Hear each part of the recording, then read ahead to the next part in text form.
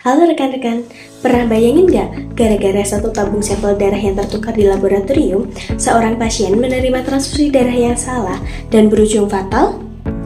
Kasus-kasus salah diagnosis akibat kelalaian laboratorium belakangan ini membuat kita sadar dunia laboratorium itu punya resiko hukum yang luar biasa besar.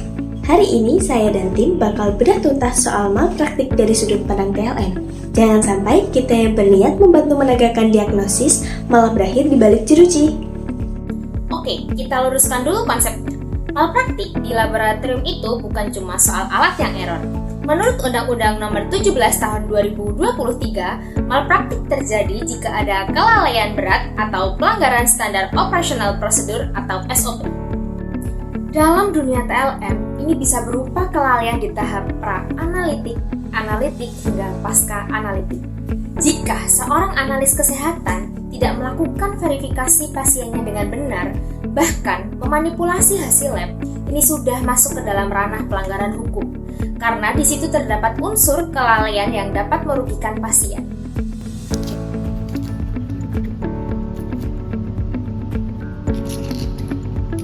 Permisi ya, Mbak. Ya.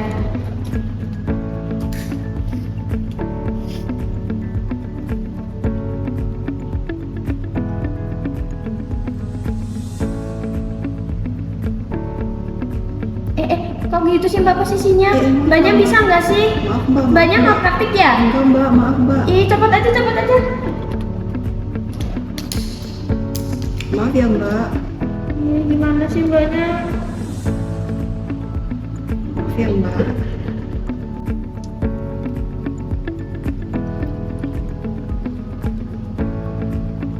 Analisis saya sebagai mahasiswa TLM, titik paling kuesioner yaitu pada tahap pra-analitik.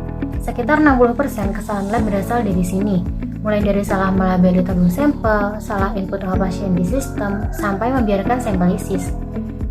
Di kasus salah golongan darah tadi, pertanyaannya adalah apakah mahasiswa sudah melakukan double check identitas pasien sebagai sampling? Sebagai ahli teknologi laboratorium medik, kita belajar bahwa ketelitian kita dalam mengeluarkan angka dan data adalah penentu hidup mati diagnosis pasien. Baik, selamat malam Ibu. Perkenalkan, nama saya Hari Yuda Teknika. Saya dari Poltekkes Kementerian Yogyakarta, jurusan Teknologi Laboratorium Medis. Dengan Ibu siapa? Perkenalkan, nama saya Ibu Nani Haryanti STRKes. Saya berprofesi sebagai Teknologi Laboratorium Medis di instalasi laboratorium RSUD Panembahan Senopati Bantul. Kebetulan saya sebagai koordinator pelayanan di instalasi laboratorium. Oke, baik Ibu. Di sini saya izin mewawancarai Ibu. Apakah Ibu bersedia? Boleh, silakan. Oke, tadi kan saya sudah menunjukkan video tentang malpraktik yang terjadi di Indonesia ya. Menurut Ibu tanggapan sebagai nakes seperti apa nih? Baik, tanggapan saya terhadap kasus yang sudah dipaparkan oleh Mas Arya tadi, bahwasanya kita sebagai tenaga kesehatan memang sangat harus hati-hati. Jadi kita harus selalu menaati segala tahapan pada SPO di laboratorium. Seluruh pemeriksaan baik dari pra-analitik, analitik sampai pasca analitik. Karena memang SPO itu sangat melindungi kita sebagai payung hukum kita sebagai tenaga kesehatan. Memang ya, kita itu karena itu ada SPO itu karena kita udah bekerja setiap hari berulang-ulang, itu memang kadang ada rasa menyepelekan. Nah, itu jadi itu yang harus kita hindarkan gitu.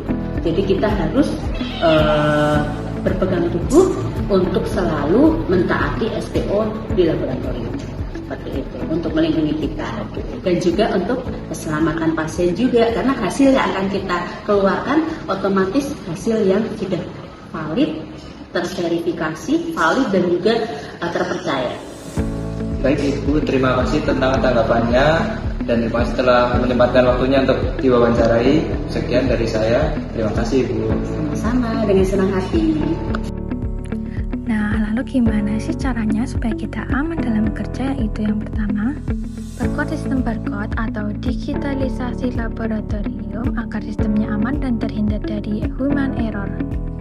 Yang kedua yaitu lakukan running ulang jika terdapat hasil yang ekstrim atau tidak sesuai. Nah, mari kita membudayakan self-service di laboratorium?